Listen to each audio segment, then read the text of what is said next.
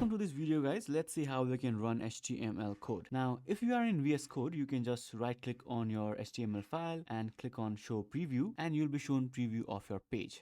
Now, the thing to note here is when I use the term run to execute HTML script here, it's not actually run, it is actually rendered. So I can run my Python, PHP or any other programming file like Python main.py, and if it's a PHP file, PHP and then main.php, and the syntax might be a bit different for different languages, but you are actually running the file.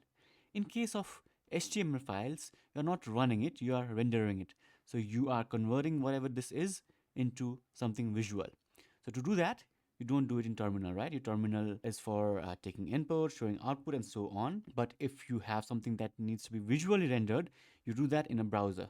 So inside VS Code, Cursor or Anti-Gravity, you can just click on show preview and you'll be shown the preview of a page. But if you want to see this in a browser, you can just let's say go to wherever your file is existing and right click on it and click on open with, and then choose any of your browser. Okay, and as you can see, the website is visible. Okay, this is how you actually render an HTML file in a browser or within a plugin or using a plugin inside your IDE. Now, if you are confused by the name Python website, this is actually a very cool project that I did. I'll have this link in the description below. It actually allows you to handle a website using Python instead of JavaScript or something else. If you have any questions, let me know in the comments below.